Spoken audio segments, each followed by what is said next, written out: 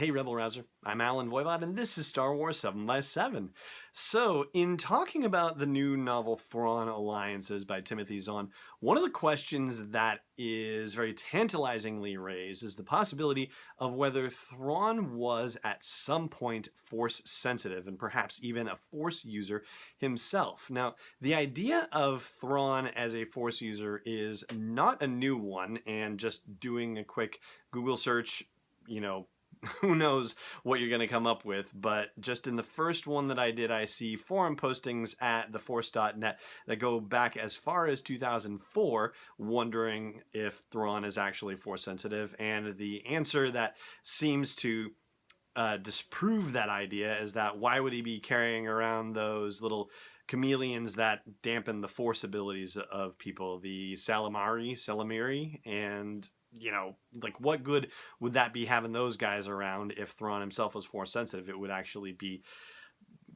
taking away his own abilities in that regard if he had them. So unlikely, at least from the Legends perspective, that he had been. But there's a passage in the new novel that suggests that perhaps he is in the canon world, or may have been at some point, Force sensitive. So we talked yesterday in the podcast, and by the way, we are in full spoiler mode in case you needed to know that and you needed to be warned about that. But we talked about how the gist of the novel spins around Emperor Palpatine sensing a disturbance in the Force, and it turns out that there are Chiss children who are Force sensitive, and they've been captured by these aliens, the Grisks, and put in hibernation chambers, and their fear at what the Grisks are doing to them is what causes the disturbance in the Force. Now, the novel says that it's only Chiss children that are born with it, and that generally speaking, it's only female children. Not always, but just generally speaking.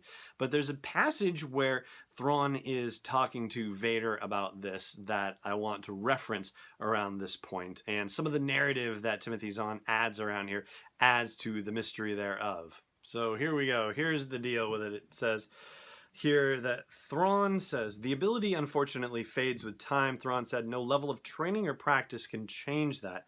Young adults retain perhaps half of their childhood strength. Older adults, only a small fraction. Only children have enough precognitive power to safely guide our ships at the speeds the aristocrats demand. As to their gender, he hunched his shoulders slightly. Those with the gift are nearly always female. There are exceptions, but that is the general rule. No one knows why. And then Vader is thinking about his own experience with, it says, the Jedi's memories. And this is how Vader thinks of Anakin Skywalker, as the Jedi, as a separate person entirely. He's recalling what it was like growing up at the Jedi Temple and seeing Obi-Wan and training with him and whatnot. And thinks to himself, apparently that wasn't what it was like for the Chiss. Their Force sensitives worked and trained for years only to see their strength fail and their accomplishments fade. Vader continuing, and then they are set aside, he said. Not even the Jedi were that cruel to their chosen slaves. Yes, Thrawn said, the sacrifice, most make it willingly for the sake of the ascendancy, but all with the ability must make it. And then here's the narrative part. For a moment his eyes seemed to unfocus, as if facing unpleasant thoughts and memories. Then his mind came back. And then they go on with the main meat of what the mission is. So here's the question, of course. Why is Thrawn having this, eyes unfocusing, unpleasant memories? One option is that he himself was one of the rare Chiss male children who had Force sensitivity, what they call third sight. Another option is that he knew a female once upon a time who had that third sight and who he was perhaps enamored of. Doesn't have to be a female, could have been a male as well. You never know how these things work with the Chiss.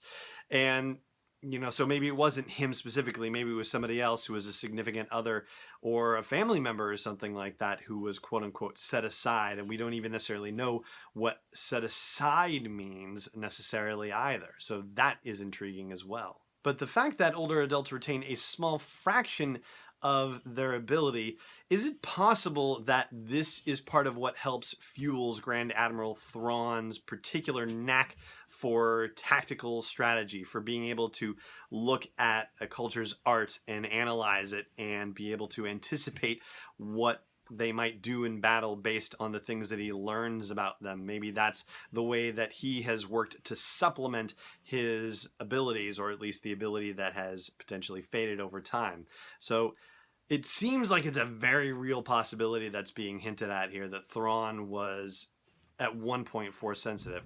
Now, there's not been any indication that Emperor Palpatine has sensed anything like that, but maybe he did, and maybe that's one of the reasons why he kept Thrawn around, because he was intrigued by the idea of a Chiss Force sensitive person, and knowing that, if there was barely any, Force sensitive ability or Force user ability there, then he was certainly no threat to Palpatine or to Vader or anything like that. But certainly he had enough knowledge of how these children were being used by the Chiss Ascendancy to navigate through the unknown regions, and that, of course, we learn in the novel is part of what fuels Emperor Palpatine's interest in the Chiss specifically, and how he might be able to use them, or use that ability in some way to be able to navigate through the unknown regions and to extend his rule into that part of the galaxy. So I'd love to hear what you think about this. Is it possible that Thrawn was once one of these Chiss Force-sensitive children? Let me know